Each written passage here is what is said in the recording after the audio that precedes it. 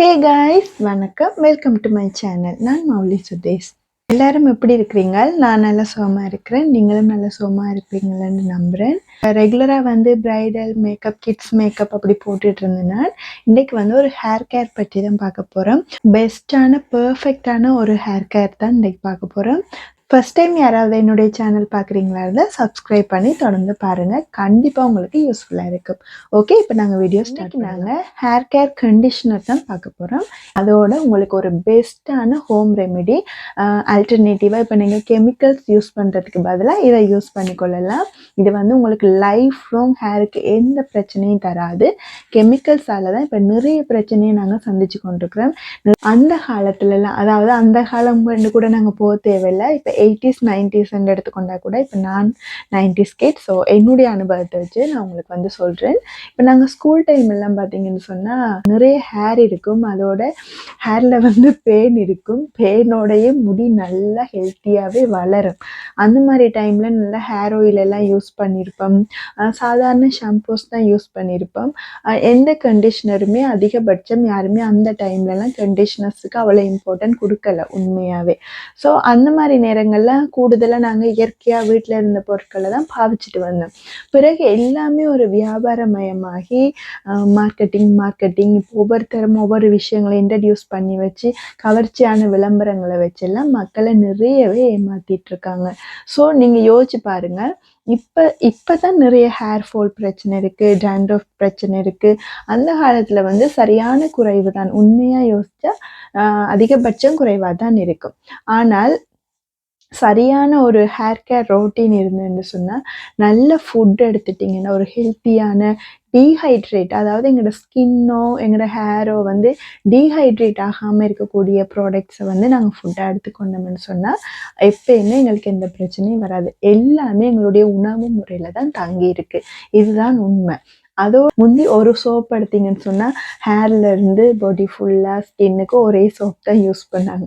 இப்போ ஹேருக்கு தனியாக, ஃபேஸுக்கு தனியாக, ஸ்கின்னு பாடிக்கு தனியாண்டு இப்போ சோப்பே யூஸ் பண்ணக்கூடாதுன்னு ஒரு ரீசன்ட் காலமாக டெர்மட்டாலஜிஸ்ட் கூட நிறைய சொல்லிட்டு இருந்தாங்க. ஆனால் இப்போ பாருங்கள், ஹேண்ட்மேட் சோப் அது இதுன்னு இப்போ சோப் ஒரு பெரிய ட்ரெண்டிங்காகவே ஆயிட்டுருக்கு. இதெல்லாம் இல்லைன்னு மறக்க முடியாது, உண்மையாகவே நடக்கிற விஷயங்கள். அந்த வகையில் நிறைய பொருட்களுக்கு வந்து கெமிக்கல் சைட் எஃபெக்ட்ஸ் தான் எங்களுக்கு வந்து நிறைய கிடைக்கிது. அதால் தான் நான் என்னுடைய ஒப்பீனியனாக வந்து சில விஷயங்களை சொல்கிறேன். தயவு செஞ்சு விலை உயர்ந்த பொருட்கள், பிராண்டட் இது பாவிச்சாதான் எங்களுக்கு வந்து எல்லாமே நல்லா இருக்குமுன்னா அந்த விஷயத்த மறந்துடுங்க. தயவு செஞ்சு இனிமேலாவது கொஞ்சம் யோசிங்க. டீனேஜில் இருக்கிறவங்களுக்கு வந்து இதை கொமர்ஷியல்ஸை பார்த்தோன்னா ஒரு இன்ட்ரெஸ்ட் வரும். நான் கூட அப்படித்தான், நான் அடுத்தவங்கள சொல்லக்கூடாது. நாங்களே அந்த ஏஜில் இருக்கும்போது அதை தான் செஞ்சனாங்க. இப்போ ஓரளவு மெச்சூர்ட் வந்து மற்றது பியூட்டி கல்ச்சர் அது சம்மந்தமாக கொஞ்சம் லேர்ன் பண்ணதால் அது எங்களுக்கு வந்து நல்லதாக கெட்டதாண்டு பகுத்தறிகிற ஒரு தன்மையும் தந்திருக்குது. ஸோ அந்த வகையில் தான் நிறைய நானும் யூஸ் பண்ணியிருக்கேன், ட்ரை பண்ணியிருக்கேன். கண்டிஷ்னர், சீரம் எல்லாமே பார்த்து எதை போட்டாலும் ஒரே மாதிரி தான் இருக்காங்க. பெரிய வித்தியாசம் இல்லை. சில விஷயங்களை நாங்கள் தொடர்ந்து போட்டு பழகிட்டால் அது இல்லாட்டி எங்களோட மனம் வந்து அதை எங்களுக்கு அக்செப்ட் பண்ணிக்கொள்ளாது. அது போட்டால் தான் எங்களுக்கு ஓகே, இந்த மாதிரி ஆயிரும். அதே மாதிரி இயற்கையான பொருட்களும் நீங்கள் போட தான் உங்களோட உடம்பும் உங்களோட உள்ளமும் வந்து அதை பழகிக்கொள்ளும். ஸோ நீங்கள் தொடர்ந்து பாவிச்சிங்கன்னா அது இல்லாமல் உங்களுக்கு இன்னொன்று இல்லைன்ற ஒரு ஆப்ஷன் வந்து கிடைக்கும். ஸோ நீங்கள் அதை வந்து உங்களோட மைண்ட் தான் எல்லாத்தையும் தீர்மானிக்கிறது. ஸோ நீங்கள் எது போட்டாலுமே எனக்கு சாட்டிஸ்ஃபைடுன்னு உங்களோட மைண்ட் தீர்மானித்தா மட்டும்தான் உங்களுக்கு அதை ஏற்றுக்கொள்கிற தன்மை இருக்கும். அதனால் இயற்கையான பொருட்களை வந்து இப்போ நிறைய ஃபீமேல்ஸ் வந்து பார்த்திங்கன்னா ஆர்கானிக் ப்ராடக்ட்ஸ் எல்லாம் நிறைய தயாரிக்கிறாங்க, செய்கிறாங்க. அதுலேயும் வந்து சில பேர் வந்து கெமிக்கல்ஸ் யூஸ் பண்ணி தான் இப்போ மக்கள் வந்து ஆர்கானிக்கை தேடி போகிறதால இயற்கைன்றோன்னு இப்போ நிறைய விஷயங்களை வந்து அப்படி கொண்டு வந்து அதையும் ஒரு மார்க்கெட்டிங் பேஸாகவும் செய்யணும். சில பேர் வந்து ட்ரூவாக உண்மையாகவே எந்த கெமிக்கல்ஸும் பாவிக்காமலும் செய்கிறாங்க. அந்த மாதிரி நீங்கள் தேடி நல்லதை தேர்ந்தெடுத்து யூஸ் பண்ணிங்கன்னு சொன்னால் உங்களுக்கு பெஸ்ட்டாக இருக்கும். நான் ப்ரிஃபர் பண்ணுவேன். ஷாம்பூ, சோப் என்ன வாங்கினீங்கனாலும் இப்படி பின்னுக்கு வந்து நிறைய இன்க்ரீடியன்ட்ஸ் வந்து எழுதியிருப்பாங்க. அதை வந்து நீங்கள் வடிவாக பாருங்கள். அதில் நிறைய சல்ஃபேட், பரஃபின்ஸ் அந்த மாதிரி நிறைய பொருட்கள், சிலது உங்களுக்கு வாசிச்சா கூட விளங்காத அளவுக்கு நிறைய பொருட்கள் எழுதியிருப்பாங்க. அந்த மாதிரி நிறைய இன்க்ரீடியன்ட்ஸ் ஒரு இதில் வந்து இருந்துன்னு சொன்னால் கண்டிப்பாக அது வந்து நல்ல ஒரு ப்ராடக்டாக இருக்க சான்ஸே இல்லை. ஸோ நீங்கள் வந்து எந்த ப்ராடக்ட் வாங்கினாலும் கொஞ்சமாக இன்க்ரீடியன்ட்ஸ் இருந்ததுன்னு சொன்னால் ஓரளவுக்கு நீங்கள் நம்பி வாங்கலாம். ஆனால் இன்றைக்கு நான் வந்து ஹோம் ரெமெடி பற்றி தான் கதைக்க வந்தேன்னா, நான் இன்றைக்கு ஹோமில் நீங்கள் வந்து உங்களுக்கு நீங்களே ஹெல்த்தியாக எப்பயுமே எந்த ஜென்மத்துக்கும் உங்களோட ஹேருக்கு எந்த பிரச்சனையும் வராமல் இருக்கக்கூடிய ஒரு பெஸ்ட் கண்டிஷ்னர் பற்றி தான் சொல்ல போகிறேன். நீங்கள் யோசிச்சு பாருங்கள், கண்டிஷ்னர்ன்னு சொன்னால் ஸ்கல்பில் படக்கூடாதுன்னு சொல்லுவாங்க, ஹேரில் மட்டும்தான் படணும்னு சொல்லுவாங்க. அப்போ அதுலேயே யோசிச்சு பாருங்கள், கண்டிஷ்னர் ஸ்கல்பில் பட்ட ஆபத்துண்டா அதில் எவ்வளோ கெமிக்கல்ஸ் இருக்குதுன்னு நீங்கள் யோசிச்சு பாருங்கள். ஸோ இதெல்லாம் நீங்கள் வந்து சிந்திக்க வேண்டிய விஷயங்கள். கண்டிப்பாக நீங்கள் வந்து சிந்திக்கணும். ஸ்கல்பில் ஒரு பொருள் படக்கூடாது, ஆனால் உங்களோட ஹேரில் படலாமன்னா அது கட்டாயம் உங்களுக்கு ஆரோக்கியம் இல்லை.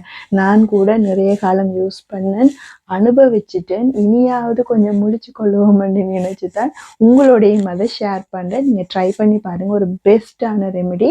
2 ரெமெடி சொல்கிறேன், 2ல் உங்களுக்கு எது ஈஸியோ ட்ரை பண்ணுங்கள். ஓகே, ஃபர்ஸ்ட் ரெமெடி பார்த்தீங்கன்னு சொன்னால் நிறைய பேருக்கு தெரியும், அலோவேரா ஜெல். இது வந்து எல்லா இடத்துலையும் கிடைக்கக்கூடியது. நீங்கள் வந்து ஃப்ரெஷ்ஷாக வீட்டில் வளர்க்கக்கூடியவங்க அதை யூஸ் பண்ணுங்க. இல்லாட்டி இந்த மாதிரி ஜெல் வந்து இப்படி பெரிய பாக்ஸஸ்லாம் கிடைக்கும், இதை நீங்கள் யூஸ் பண்ணலாம். இந்த அலோவேரா ஜெல் ஃப்ரெஷ்ஷே பெட்டர் தான், உங்களுக்கு அது ஆப்ஷனல் இல்லாட்டிக்கு நீங்கள் வந்து இது யூஸ் பண்ணுங்க.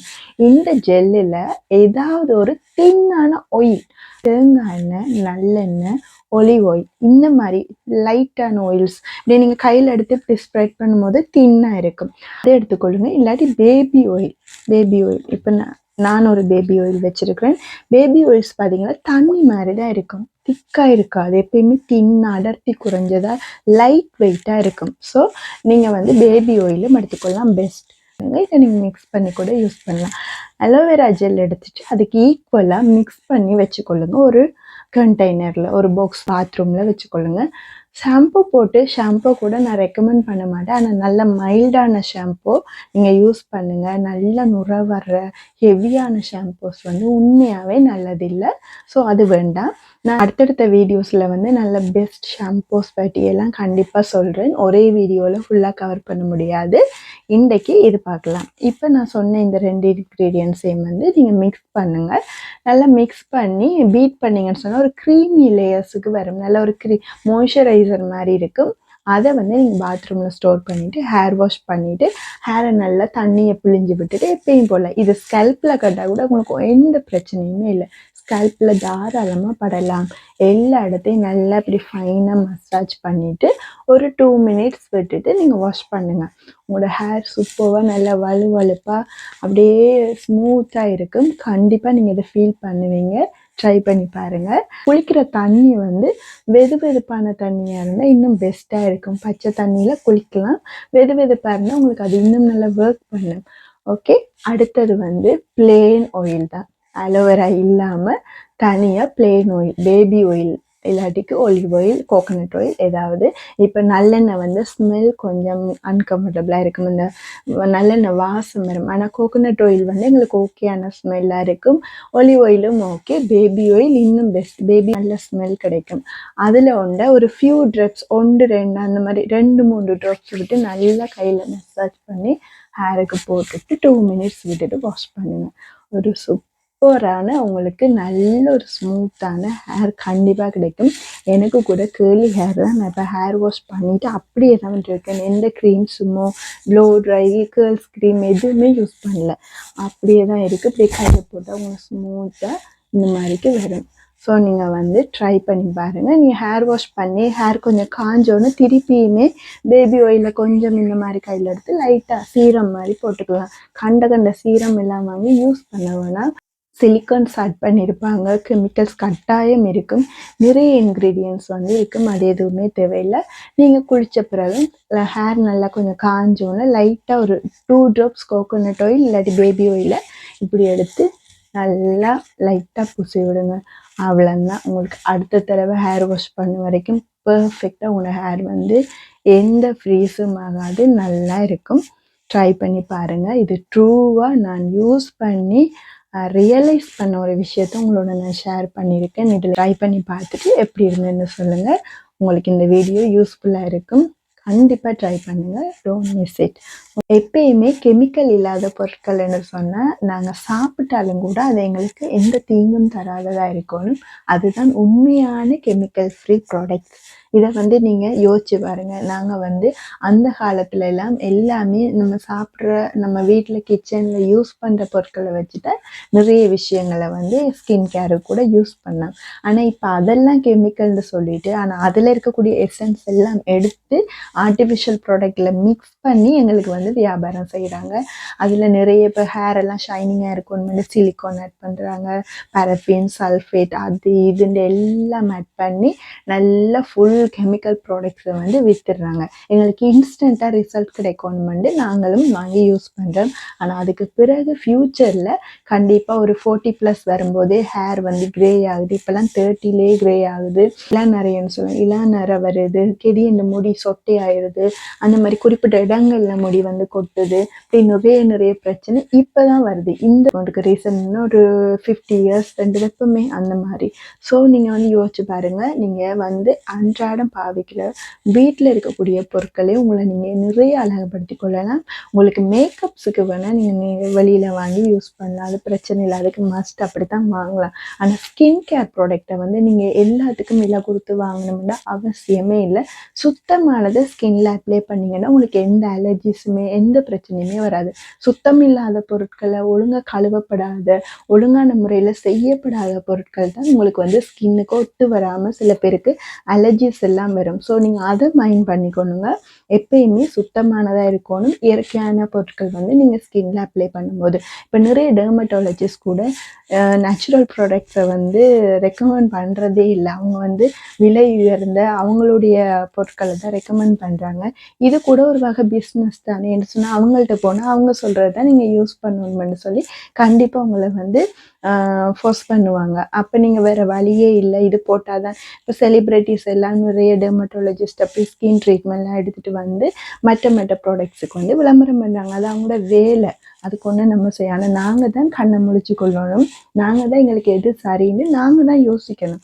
விற்கிறவன் விற்று கொண்டிருப்பான், வாங்குற நாங்கள் வாங்கிட்டு தான் இருப்போம். அதனால் நாங்கள் தான் எங்களுக்கு என்ன தேவையோ அதை யோசித்து வாங்கணும். ஸோ நீங்கள் வந்து முழிச்சு கொள்ளுங்கள். தயவு செஞ்சு முடிஞ்ச அளவு கெமிக்கல் ப்ராடக்ட்ஸை வந்து அவாய்ட் பண்ணுங்கள். நீங்கள் அதுதான் உங்களுக்கு வந்து பெஸ்ட். உங்களுடைய அடுத்தடுத்து உங்களுக்கு குழந்தைகள் ஜெனரேஷன்ஸ் எல்லாருமே வந்து ஹெல்த்தியாக இருக்கணும், நல்லபடி எந்த பிரச்சனையும் இல்லாமல் இருக்கணும்னு சொன்னால் கண்டிப்பாக நீங்கள் வந்து இந்த விஷயங்களை உணர்ந்து நடந்தீங்கன்னு சொன்னால் உங்களுக்கு எந்த பிரச்சனையுமே இல்லை. ஸோ இதை எப்பயுமே மறந்துடாதீங்க. ஓகே ஃப்ரெண்ட்ஸ், உங்களுக்கு இந்த வீடியோ பிடிச்சிருக்கும்னு நம்புகிறேன். உங்களை நான் இன்னொரு ரெமடியோட சந்திக்கிறேன். டேக் கேர், பாய்.